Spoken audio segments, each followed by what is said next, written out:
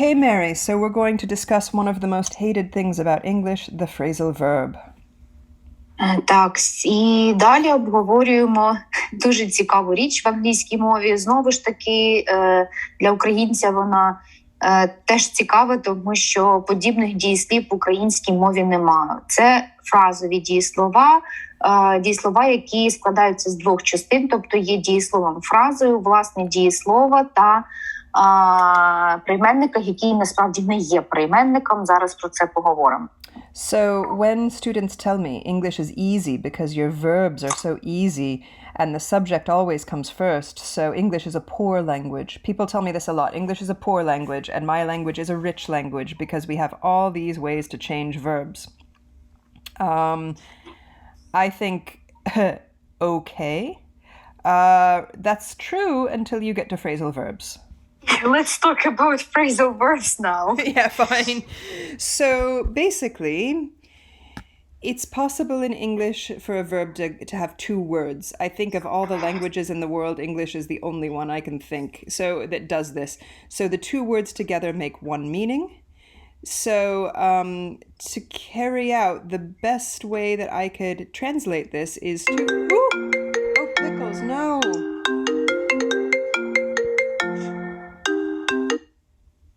Why do husbands call when you're in the middle of talking about phrasal verbs? That's all I'm saying. Okay. So, right. Let me write to it. І так, сьогодні говоримо про фразові дієслова. Це дієслово, яке складається з двох слів, але має єдине значення. Тобто ці слова треба сприймати як єдине ціле, бо воно формує якесь єдине значення. Okay. So, can you think of, what's the word in Ukrainian for to carry out, like to finish? For example, if that's like carry out research, yeah? Yes, exactly like that, yes. Okay. Excuse me. Якщо ми поговоримо про перше фразове дієслово carry out, в англійській мові це дієслово використовується дуже часто разом з іменником дослідження. І якщо вони використовуються разом, то у цьому випадку це фразове дієслово означає проводити дослідження. Okay, so remember that I told you that English had these three phases, right? Like Latin, there's a Roman area where we imported a lot of Latin, then there's an Anglo-Saxon area. This is like, to me, the most English part of English, and if I had to find another word to replace this, I'd have a really difficult time. I don't think I can think of a synonym for this word. Well, if we speak about carrying out a research, can we say to conduct a research? Oh, why not? Yep, that sounds good. Why not? Okay, remember that conduct is a Roman word. Conduct comes from Latin. So... Окей. Знову ж таки, невеличкий флешбек, ми про це вже говорили, що англійська мова, вона розвивалася протягом дуже довгого часу. Був період, це період римського завоювання, коли в англійську мову увійшло дуже багато слів латинського походження. Потім був англосаксонський період, коли також з'явилося дуже багато англосаксонських слів. Так ось, якщо говорити про фразові дієслова, то це, мабуть, саме те, що англійській мові дав сучасний період її розвитку. Okay, because you can see English from the inside out, you could see something that I couldn't see, which is that carry out and conduct are the same. You were better with this than I was, right? Так, насправді майже будь-якому фразовому дієслову можна підібрати в англійській мові синонім, який буде не фразовим дієсловом. До прикладу, синонімом фразового дієслова carry out у фразі carry out a research буде слово conduct. І, до речі, Бредлі вже мене просвітила, що conduct – це англійське слово латинського походження. And in Italian, I would have to say condurre, which is conduct, yeah? So Yeah. even with very similar. Yeah, even with all of the Italian in the world, I couldn't get there to where you got. Anyway, so the problem here is to carry out can be a phrasal verb, two words united, single meaning, or it can also be divided. So let me give you an example. This is the literal version of carry out, as in I carried the pizza out of the pizzeria, and this does not mean conduct. This means literally carry divided out. Out tells us where something happened in this case, right? It's a preposition of place, and it tells us where something happened. So this is not a phrasal verb. This is one verb and a preposition of place, and the meaning here is with carry. Дуже обережними треба бути з фразовими дієсловами. Якщо ми повернемося до дієслова carry out, яке ми наразі обговорюємо, воно може бути як фразовим дієсловом, так насправді і дієсловом.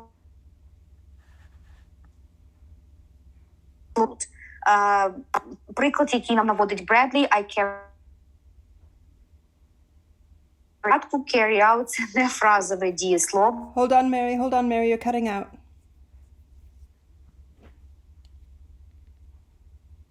А власне речення означає... Hold on, you're cutting out. Can you hear me now? Are we stable? Yes. Okay. Yeah, I could hear you quite all right all the time. Oh, okay, I couldn't. You were cutting out. Can you do the last explanation again? Please. Тобто ще раз. У реченні, яке нам тільки що навела Бредлі, I carried the pizza out of the pizzeria. Carry out – це не фразове дієслово. Це, власне, дієслово carry з прийменником out, і це речення означає «я виніс піцу із піцерії». Now, I do this with the context. This is purely based on context because I imagine that you did not want to say I conducted a pizza. Як зрозуміти, чи маємо ми справу у реченні з фразовим дієсловом або з дієсловом з прийменником? Тут нам на допомогу приходить, а вже ж, контекст. Тому що зрозуміло, що carry out не може тут бути фразовим дієсловом у значенні провести дослідження, тому що ви не можете провести піцу із піцерії. But this is my imagination. Maybe you did conduct a pizza. I don't know, but probably not. And so in the second example, we have the same words, carry and out, and we've got our object in the middle, But here I know that carry out means conduct, and it's just the context. А ось у другому реченні I carried my project out ми маємо справу саме з фразовим дієсловом, тобто це речення означає «я завершив проект». Okay, so here's another example. To get to the Colosseum, you must walk up the street and turn on the left. This is not a phrasal verb. Наступний приклад, який ми наводимо, там ми маємо справу з дієсловом turn, яке використовується з прийменником on, і у цьому випадку речення має наступне значення. Щоб потрапити до Колизею, ви маєте пройти по вулиці та повернути наліво, тобто повернути на дієслово з прийменником. So the question for me is are these two separate words with two separate meanings, or are they united somehow in meaning? Here, it's just the context. I know that you're not physically turning the computer around in circles, right? I know that turn on also means to. Oh, I can't think of a synonym for turn on, Mary. You need a switch on, but that's again a phrasal verb. Yep. So, here we have, these verbs aren't always divided. Sometimes they're united, and still you have to decide whether it's two words with two meanings or two words with one meaning. It's a talent that you'll have to develop. Другий приклад на цьому слайді, там також використовується turn on, але саме в значенні фразового дієслова увімкнути. Тобто, будь ласка, увімкни комп'ютер. Щоб почати розрізняти, де ми маємо справу з дієсловом, з прийменником, а де з фразовим дієсловом,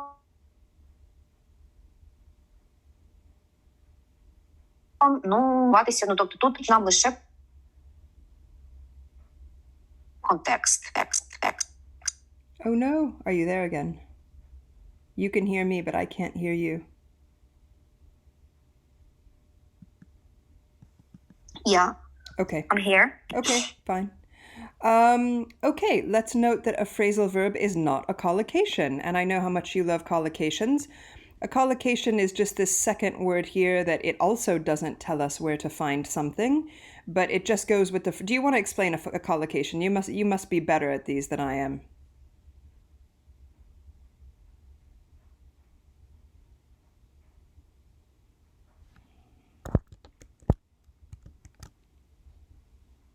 We're still talking about phrasal verbs, so let's do that example again.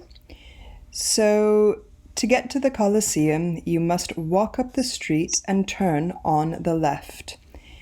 Here, on tells me where something happens, and turn is a verb. So these are two words, two concepts. When I look here, I can see, please turn on the computer.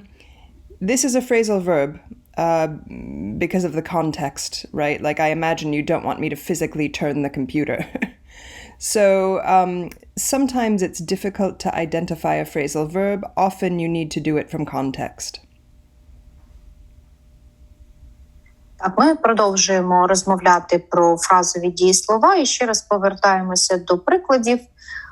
Вони наразі перед вами. Перший приклад, щоб дістатися Колизею, вам треба пройти по вулиці та звернути наліво.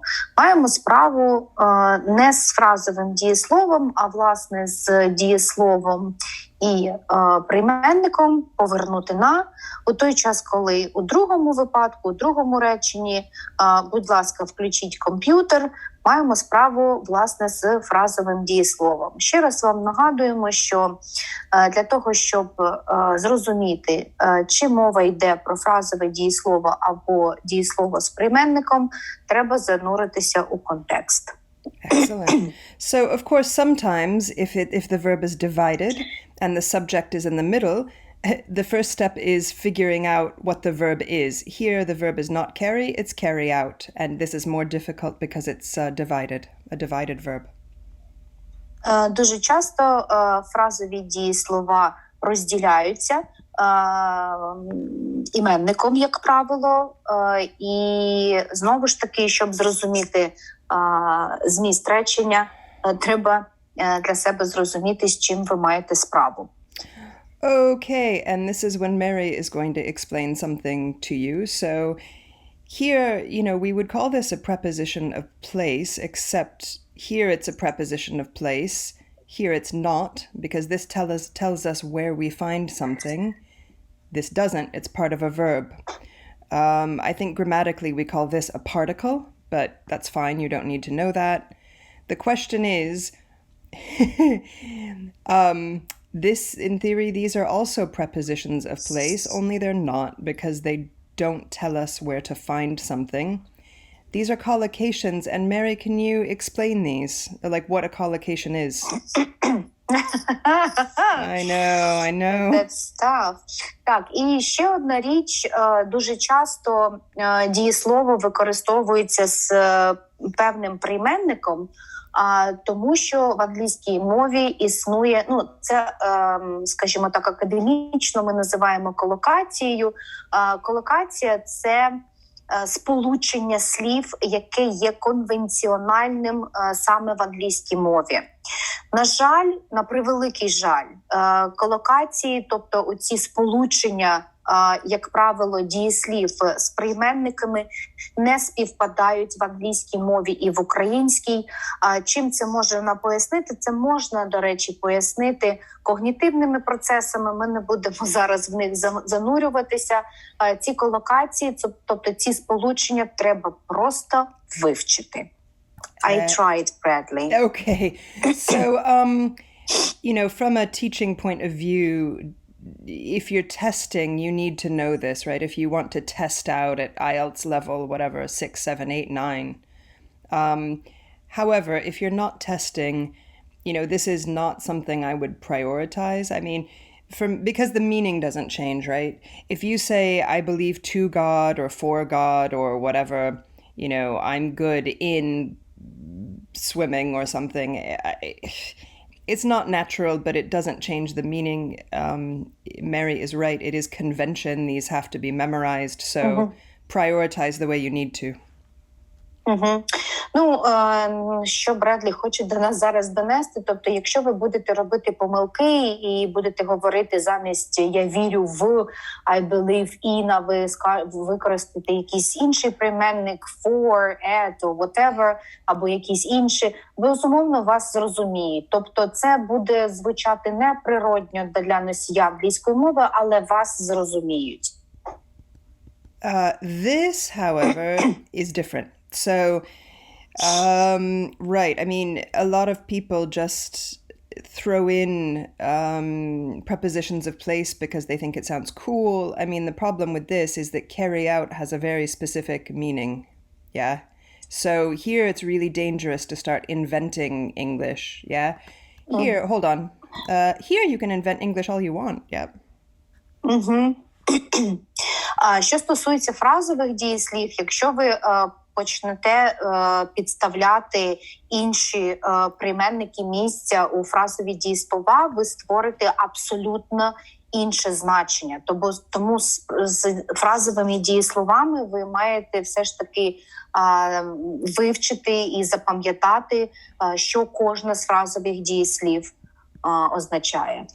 Equally here, if it's not a phrasal verb, I mean, do I really care if you say turn up the left or turn for the left? No, I don't care. It doesn't change the meaning for me. It's just not natural. Якщо ми повернемося до нашого прикладу з Колизеєм, якщо ви замість прийменника «он» використаєте там якийсь інший прийменник, знову ж таки носій мови вас зрозуміє, хоча це буде речення для нього буде звучати не дуже природньо, але він вас зрозуміє. Але якщо ви почнете щось вигадувати у другому прикладі, там, де треба включити комп'ютер, там не можна замість «он» підставляти якісь інші прийменники, бо ви створите дещо абсолютно незрозуміле. Okay, 30% of the verbs used in English are phrasal verbs in a spoken way. Yeah, we use more of these when we speak and fewer of them when we write formally. Фразові дієслова дуже часто у 30% випадків використовуються саме у повсякденному усному мовленні, тому ви будете дуже часто їх чути. So, how do I learn phrasal verbs? Some books will give you a list like this, and we discussed get, and I told you there's a lot of phrasal verbs with get, and here they are. And this is just a small list. I don't suggest learning them this way, but this is the way a lot of books do it. They'll give you every phrasal verb starting with get. This to me seems like very painful. Якщо ви запитаєте, а як мені вивчити фразові дієслова, метод, який вам надасть підручник, це список фразових дієслів, і вам запропонує підручник просто їх вивчити. Це не дуже гарний метод, але такий, який, ще раз кажу, пропонують більшість підручників. What do you suggest, Bradley? How do we learn phrasal verbs? Yes, I have no solution. I just have problems. No. Okay, so I don't know if you've ever used Reverso, Mary. Have you used it? A lot. Okay. Yeah, I love it. Oh, good. So they've even got a little thing here. They've got a new link that says Ukrainian. So let's press that. And let's try the phrasal verb work out. And then they've got a verb form and a noun form. And look, you can read all the context here. So you just read example after example after example, contextually. Угу. Ми дуже-дуже радимо вам користуватися цим ресурсом, реверсом він називається. Що ви можете зробити? Ви можете відкрити цей сайт на своєму комп'ютері. Він вам запропонує ввести в віконце якесь ключове слово. Ну, от ми наразі ввели фразове дієслово workout. І ресурс надасть вам усілякі контексти використання цього фразового дієслова, і поряд ви побачите переклад цих контекстів, тобто переклад речень або навіть фрагментів більше, ніж речення українською мовою. Okay. A technical issue, so we are resuming now. We were just talking about how to learn phrasal verbs. And I was saying that this is a typical way to learn them, where you've got a list of just all the phrasal verbs that start with get. Так, вибачаємося, у нас виникла певна технічна проблема, і ми повертаємося до фразових дієслів і до ідеї про те, як краще, який метод краще обрати для того, щоб запам'ятати, вивчити фразові дієслова. І насправді не найкращий, але, мабуть, єдиний метод – це вчити їх за ключовими словами. Ну, до прикладу, наразі перед вами фразові дієслова, які містять дієслово go.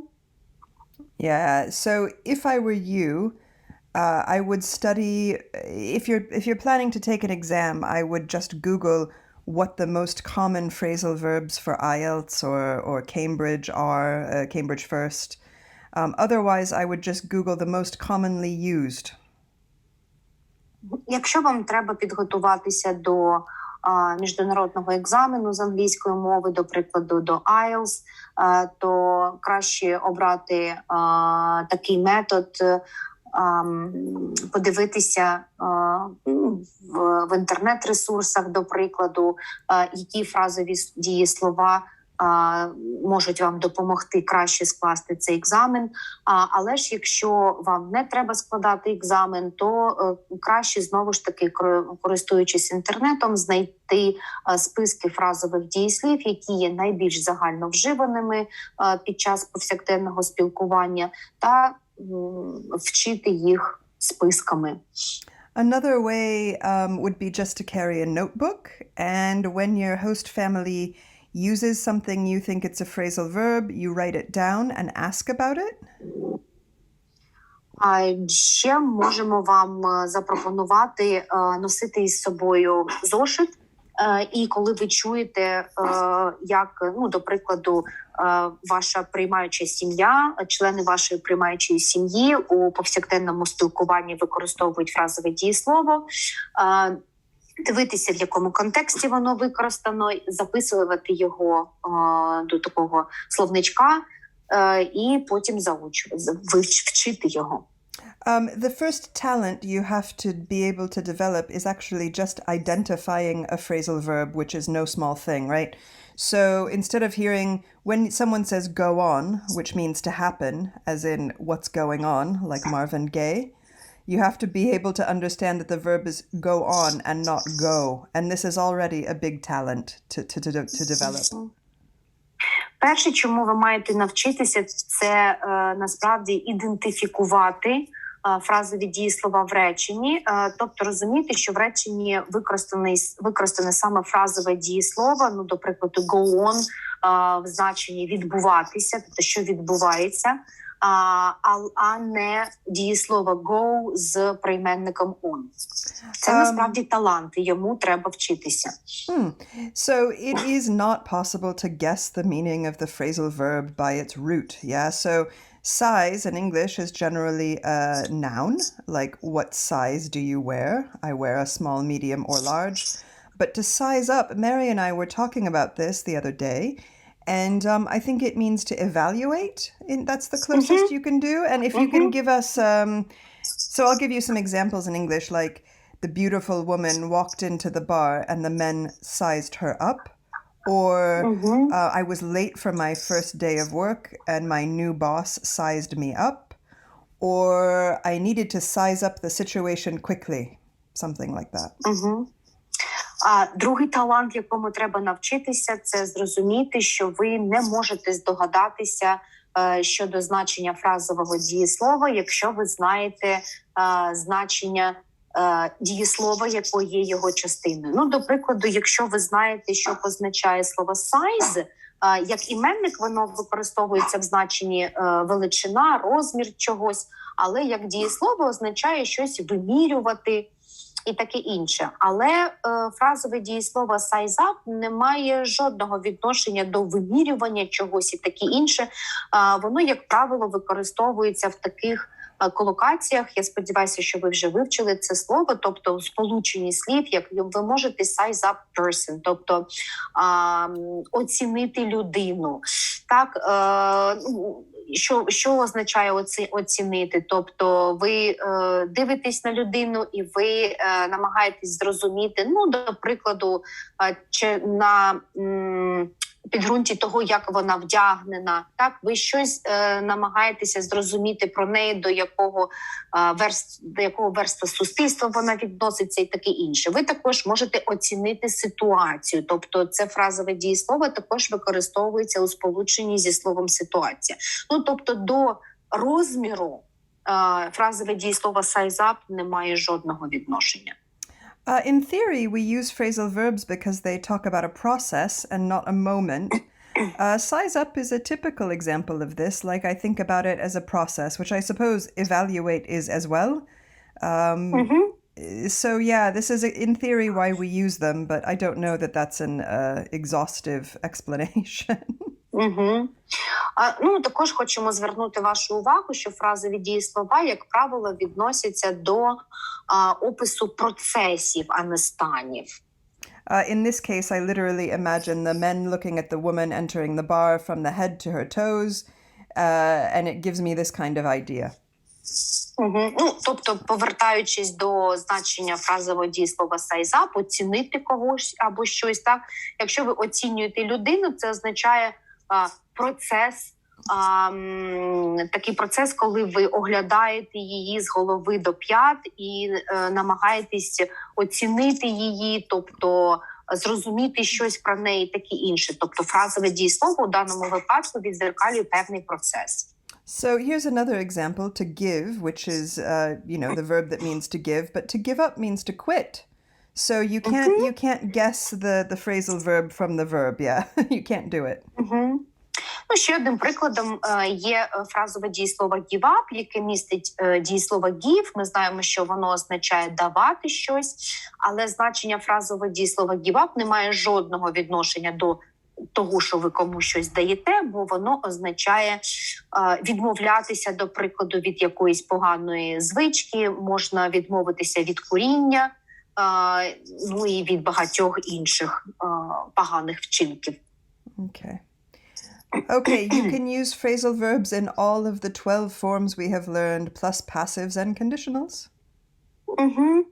І ще одна дуже погана новина – це те, що фразові дієслова використовуються в усіх 12 часових формах, які ми обговорювали, як в активному стані, так і в пасивному. Here are some phrasal verbs for science, but I've highlighted the yellow ones as some of the most used. Наприклад, перед вами слайд, який містить фразові дієслова, які дуже часто використовуються в науковому дискурсі, і Бредлі виділила ті фразові дієслова, які є найбільш загально вживаними. Ну, ось щось на кшталт ви можете зробити і для фразових дієслів, які найчастіше використовуються в повсякденному спілкуванні. The one that jumps out at me here is makeup, which, we put on makeup, and women do mostly, as a, so it's got this idea to compensate. Yeah, in all of its meanings, you know. So makeup is one that you can also make up an exam, which means to compensate for the one you missed. Does that make sense what I'm trying to say, Mary? You know, makeup has many meanings, but it always has to do with... I think that a better correlation for me would be makeup, like in making up a story. Oh, to invent. Absolutely. Yes. I have, this correspondence is more evident for me because for me, when you put on makeup, you like inventing a new you. Something like that. Oh, that's very optimistic. Yeah. So that's actually the explanation I give to my students, to show some kind of correlation between making up a story and putting makeup on your face. Okay, well, give that explanation. Makeup is a very common verb, very, very common in regular life. Go ahead. Ну, до прикладу, якщо ми візьмемо фразове дієслово make-up, ми це слово використовуємо і в українській мові. Ну, це не українське слово, це англійське слово, але ми його використовуємо, коли спілкуємося українською мовою. Так, ми знаємо, що це косметика, яку ми накладаємо на обличчя. Ну, не ми, не усі, а жінки в першу чергу. І фразове дієслово make-up, одне з його значень, це означає, до прикладу, ви можете придумати історію. Ось для мене ці два значення, тобто фразове дієслово придумувати ще щось, і цього слова як іменника, так, тобто make-up, як косметика, вони для мене мають щось спільне, тому що якщо жінка накладає косметику, вона нібито створює нове обличчя, так, тобто придумує собі нове обличчя. Тобто тут для мене є така певна кореляція між іменником та фразовим дієсловом. I'm sure that many of our listeners will speak multiple languages. Yeah, so that's not a problem for me. I presume very few of our listeners will be monolingual. But this is the kind of interesting, this is why I like talking to you, because if I had to translate this, I would translate it to compensate. But you would have translated it to a more positive and creative verb. Yeah, to invent, something like to invent. Yes, like to invent a story, to make up a story, So just maybe, I don't know if you want to translate that. If you want to translate how lucky our listeners are to have us both for this kind of creative translation process. Okay, I'm going to the next slide. Okay. Here's some more verbs that you can memorize, or the yellow ones especially. Ще декілька фразових дієслів, які виокремлені тут жовтим кольором. Також рекомендуємо вам їх вивчити, тому що їх теж можна віднести до найбільш загально вживаних фразових дієслів в англійській мові. Okay. So the big problem with phrasal verbs is that some can be divided. Some cannot be divided. Ще однією проблемою з фразовими дієсловами є те, що, оскільки фразове дієслово – це фраза, тобто воно складається з двох частин, деякі фразові дієслова можна розділити, деякі ділити не можна. Here's an example of a verb that can be divided, and I've used a regular verb, regular, drop, and here's the declination, yeah? It's just regular, so it's a simple verb to start with. Так, наразі ми це продемонструємо на прикладі фразового дієслова drop off. Це правильне дієслово, тобто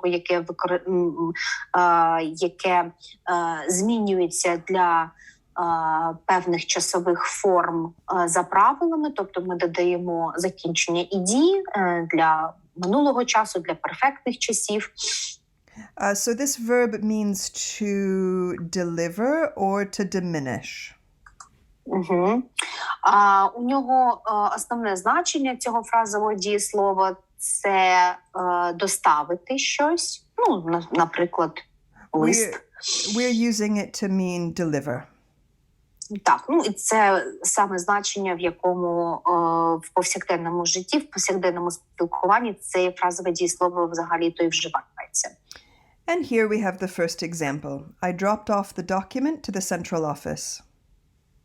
Ну, перший приклад, ми бачимо, що фразове дієслово не поділяється, хоча воно використовується з додатком. Я доставив документи до центрального офісу. Typical English construction, so this is the giver, this is the action, and this is the receiver. Угу. Тобто я є актантом дії, документ – це об'єкт, з яким я цю дію здійснюю. The only problem here is that we have a verb with two words. Угу. Так, ну і фразове дієслово, ще раз повторюємо, це слово фраза, тобто воно складається завжди з двох частин. This is, for me, not a preposition of place because these two words together form a verb. Угу. Тобто of в даному випадку це не прийменник місця. Okay. So here we have a divided verb. And we have the object, the thing that receives the action in the middle.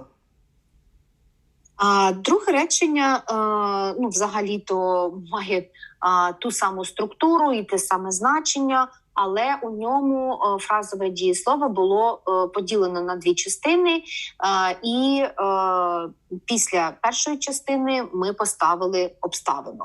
Okay, so the talent here that you have to develop is reuniting these two words in your brain. Так, ну тобто для українців це дуже важко, тому що ви маєте розуміти, що фразове дієслово розділилося, але коли ви сприймаєте речення, ви маєте розуміти, що ви маєте справу саме з фразовим дієсловом, тобто ви маєте його знову об'єднати.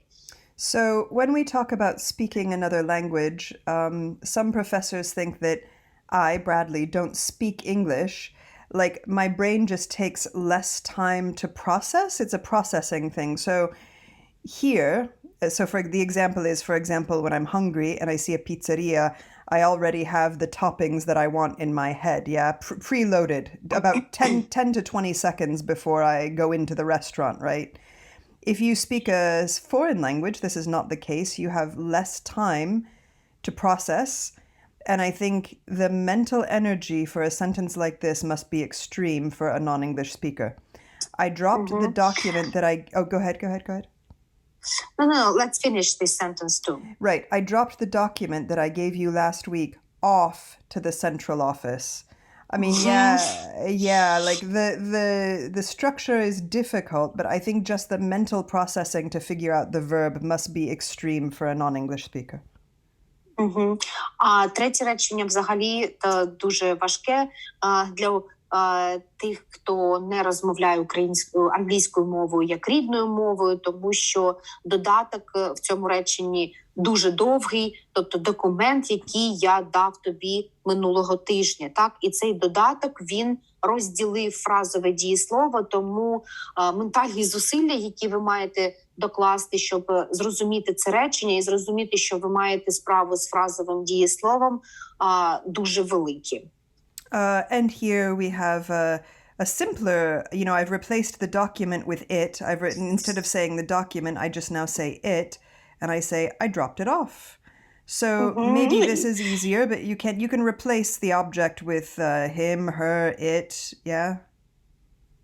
Так, ну, четверте речення, тут також фразове дієслово було поділено додатком, але воно не так складно сприймається, тому що додаток дуже короткий, бо його виражено займенником it. Okay. So, okay, I'm going to stop now, Mary. Because we've got, hold on.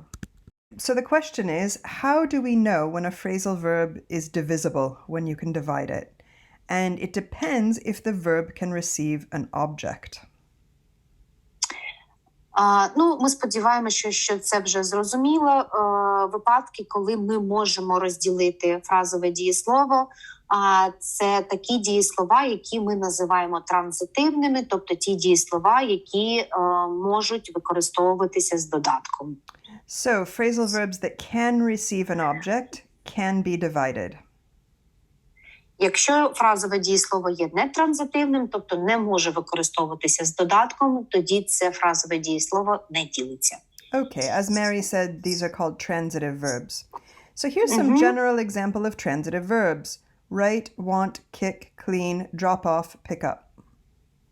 Ну, до прикладу, перед вами список транзитивних дієслів. З-поміж них є як нефразові дієслова, так і фразові дієслова.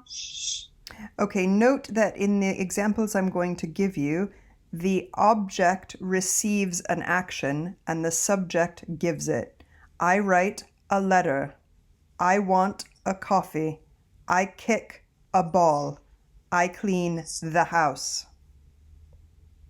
Так, ну, тобто ми можемо скласти дуже прості речення з цими дієсловами.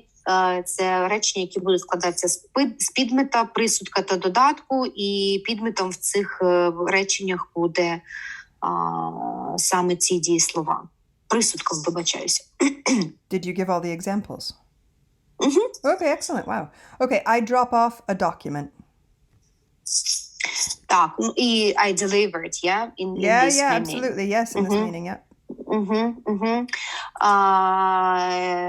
Ну, приклад з фразовим дієсловом drop off, я доставив документи. All right, and here are some examples of verbs that do not receive an object, intransitive. To arrive, to cry, to lie, to sneeze, to go, to turn up, to sit, and to die. Ну, а це список декількох фразових, не тільки фразових дієслів, які є нетранзитивними, тобто це такі дієслова, які не використовуються з додатком. Прибувати, плакати, чихати, іти і декілька інших. Okay, Mary, I assume that Ukrainian has transitive and intransitive verbs. Is this correct? Basically, we never emphasize, so grammatically it's not important whether the verb is transitive or intransitive, actually, so that is why. But yes, we have the idea of transitivity and non-transitivity, so the idea whether a verb takes an object or not, absolutely. Okay, well, it might, I don't know if it's helpful for you to think about these verbs in Ukrainian and think about whether they're transitive or not, but that is one tactic, yeah? I mean, fundamentally, I arrive at the office, but the office doesn't undergo an action. I mean, it's just something I'm doing. I mean, I cry for my lost dog. You know, the lost dog isn't receiving an action. I lie to my mother. She's not receiving this action. I sit on a chair, the same. Yeah, so no, we don't think about in terms of transitivity on intransitivity of Ukrainian verbs because no, once again, grammatically, it doesn't matter. Okay, we'll definitely explain. And in English, it does matter, right? I arrive to the office. The office isn't receiving an action. I cry for my lost dog. The lost dog is not receiving an action. It's not like petting my dog, for example. Like I pet my dog, he receives that action. This is not it's not the case. I sit on a chair. It's something I'm doing and the chair doesn't receive this action.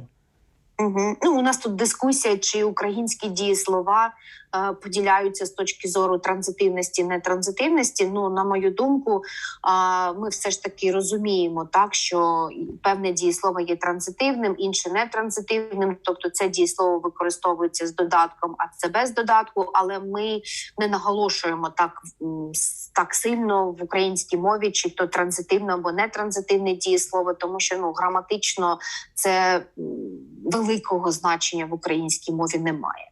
Okay. All right. So in this case, if we mean turn up to mean arrive, because turn up can mean multiple things. If we use turn up to mean arrive, we must say I turned up to the office. Yay. We cannot divide it. We can't say I turned to the office up. Ну, до прикладу, якщо ми візьмемо фразове дієслово turn up, одне з його значень – це прийти кудись, з'явитись десь і таке інше. Це не транзитивне фразове дієслово в англійській мові, тому воно не може поділятися. The reason that an English person will really be bothered by this is it sounds like you're doing something to the office. Тобто Тобто перше речення, там, де у нас такий не дуже щасливий емоджі, так, тобто якщо ви таким чином будете складати речення з нетранзитивними дієсловами, тобто поділяти їх, то для носія англійської мови таке речення буде звучати досить дивно, тому що людина зрозуміє, що ви щось зробили з офісом, що абсолютно не так. So in this example, when I could divide a verb, I dropped the document off. We understand that the document is undergoing some kind of action, yeah? The document is receiving some kind of an action.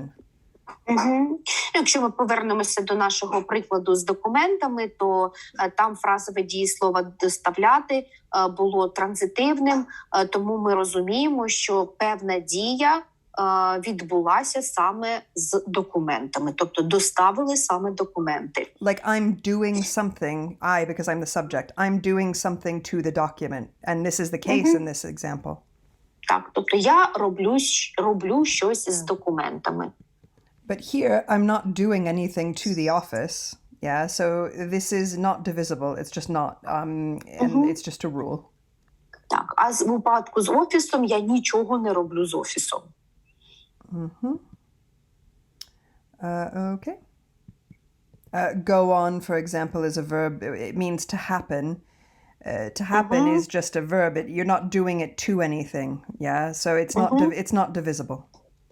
Так, ще один приклад нетранзитивного фразового дієслова. Дієслово go on, відбуватися. Знову ж таки, ми не відбуваємося з чимось і таке інше. Тобто дієслово є нетранзитивним, і додатку не потребує. So the example here would be the class went on yesterday without the professor. So this means to happen or to occur. So the class happened yesterday without the professor. Fine. Yeah, go ahead. Translate this one, please. Так, ось ще один приклад, там, де використане фразове дієслово go on. Урок відбувся вчора без професора. Okay, the mistake here would be dividing it because the professor is not accepting this action, yeah? So the class went without the professor on just sounds, it actually has no sense because the professor is not, no one is doing anything to the professor here, yeah? Якщо ви побудуєте речення так, як вказано внизу цього слайду, це буде абсолютно безглузде речення, і носій англійської мови навряд чи його зрозуміє. Again, please don't be embarrassed to destroy the English language. Feel free to do it. Like, English-speaking people do every day. It's just that this has no meaning. Yeah, it's just a sentence without meaning, that's all. Безумовно, можна робити помилки. Є помилки, які ви робите, але все одно вас розуміють. У випадку, якщо ви будете ділити нетранзитивні фразові дієслова, ви можете створити таке речення, яке є абсолютно безглуздим, і вас просто не зрозуміють. So again, just to review, transitive, divisible, intransitive, not divisible. І ще раз повторимо, транзитивні фразові дієслова діляться, нетранзитивні не діляться. So here is a thing that you can do with your host families, and this is from a business book, and we're looking at the italics here and deciding what they mean. Хочемо запропонувати вам декілька вправ. До прикладу, в цій вправі ви дивитеся на 8 речень. В реченні, виділені курсивом фразові дієслова, вам треба знайти значення цих фразових дієслів, які надані під буквами A, B, C, D і таке інше. Look forward to is a classic. And so then you can use these in a sentence. So I will start with Mary, and you're going to translate what look forward to means because I have forgotten in Ukrainian. But look forward to means wait with pleasure, F, yeah? Yeah. З нетерпінням чекати. Mary, I look forward to having a coffee with you, maybe in Gothenburg and possibly somewhere in the Ukraine in the future. Great. And it's your turn. I'm looking forward to coming back home. Yeah, absolutely. absolutely. Okay, here's another exercise. It says correct the mistakes here. And then it says correct the story with the verbs that are here, yeah? This is for, let's say, mid B1 level, B2 level. If you're a basic speaker, don't worry about this. Угу.